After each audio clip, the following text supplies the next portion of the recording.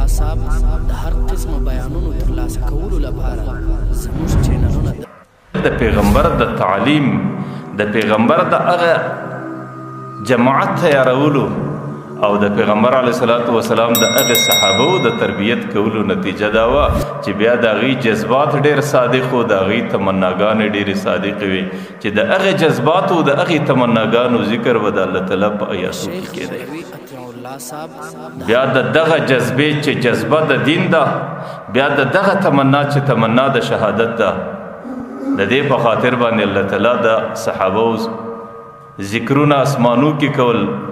او صحابه د ټول انسانیت غوره جماعت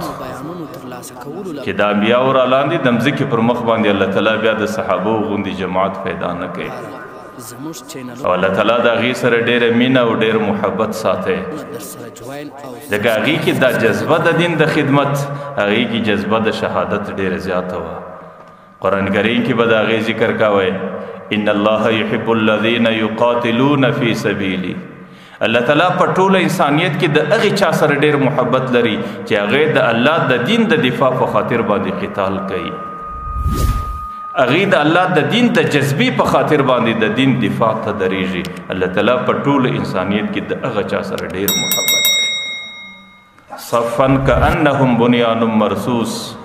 هغې د میدان جنگ په دوران کې صف داسې درېږي لکه د اوسپنې صف دی لکه د قلعي صف دی لکه د سرپو صف دی لکه په هغې کې چې یوه ذره پر شاوالی نه راځي بیا چې کله دوی د دشمن مقابلې ته ودرېږي په داسې استقامت او په داسې کلک عزم او په داسې جذبه او د شهادت په تمنا کې دی درېږي بیا به د هغې خلکو صفتونه الله تعالی په اسمانو کې کول ځکه د هغې په زړونو کې د دین د خدمت جذبه وه د هغې دماغونو کې د شهادت پیدا کولو تمنا او غوښتنه وله د صحابو نوجوانان خو څه کوي د صحابو هغه صنف نازک چې یا د زنانو په شکلو د صحابو هغه صنف نازک چې یا د ماشومانو په شکلو د هغې کمې جذبې صحابو باندې چې کله اوله غزوه راله د جنګ بدر نو د بدر په میدان کې پیغمبر علیه الصلاة والسلام د خپلو صحابو صف جوړوي پیغمبر علیه الصلاة والسلام صحابو ته تاسو صف جوړ کړئ چې زه دې ملګرو ته وګورم چې څوک په صف کې حاضر دي چې کله د صحابو مخ ته صف جوړ سو نو دوه ماشومان په صف کې ولاړ دي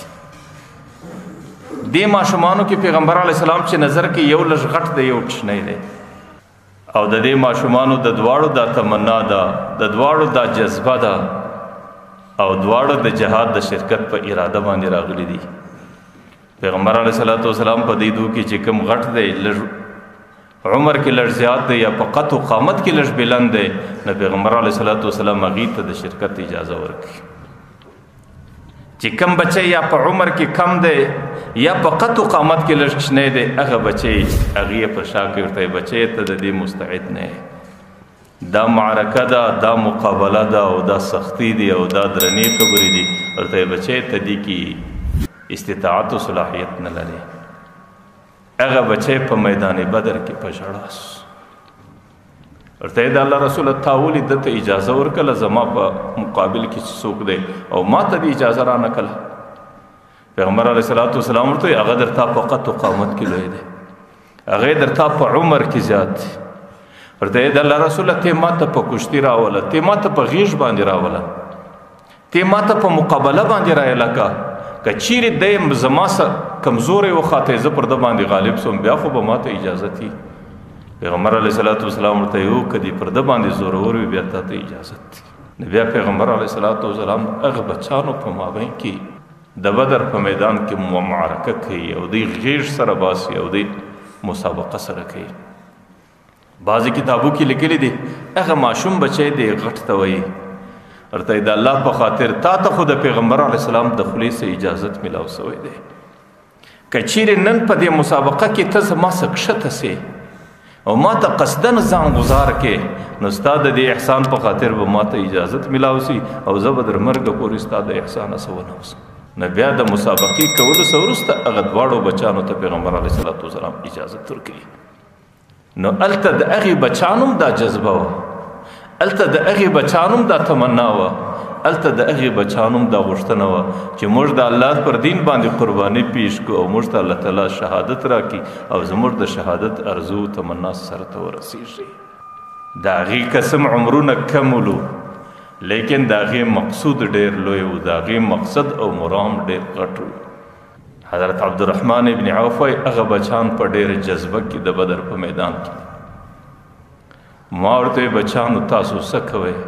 موږ ته د پیغمبر علیه الصلاة والسلام د طرفه اجازت ملاو شوی. حضرت عبدالرحمن ابن عوف وایي هغه بچی یو بچی ما ته وایي کاکا ابوجیل بچی دی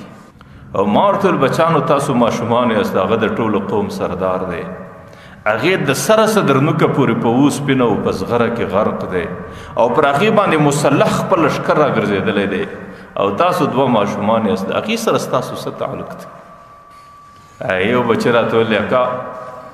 موږ دا اورېدلی دي چې ابوجیل په مکه مکرمه کې پر پیغمبر علیه السلام ډېره سخته زندگی تېره کړه او موږ دا اورېدلی دي چې هغې زموږ د نبي په زم کې او په بدو وینا کې ډېر سخت کوششونه کړي دي او ډېر اشعار یې ویلي دي. ورته زموږ د په الله قسم چې موږ دا فیصله کړې ده چې نن به د میدان جنګ سه موږ ځو یا به دی ځي، یا به موږ ژوندي ځو دی به دلې ختمیږي یا به موږ دلې ختمیږو دی به ژوندی ځي. حضرت عبدالرحمن ابن عوف چې ما کله د هغه بچانو جذبه ولیدله چې هغې د شهادت په تمنا کې څومره سرشاره دي نو بیا د هغې ځای ور وښوی چې ابوجیل په هغه کونج کې اوسېږي. که تاسو د بدر معرکه وګورئ د ابوجیل مرګ د ابوجیل قتل اخر د هغې دوو بچانو چې عوض او معاذ ولو د هغې دوو بچانو په لاس باندې د ابوجیل قتل الله تعالی وکړي. نه د کم قوم چې بچان په داسې جذبه باندې، د کم قوم بچان چې هغې د شهادت په داسې تمنا کې، هغې د دین د خدمت داسې جذبه په زړه کې لري، نو د هغې قوم د نوجوانانو د هغې قوم د فاخه عمر د انسانانو به کوم حالت دي.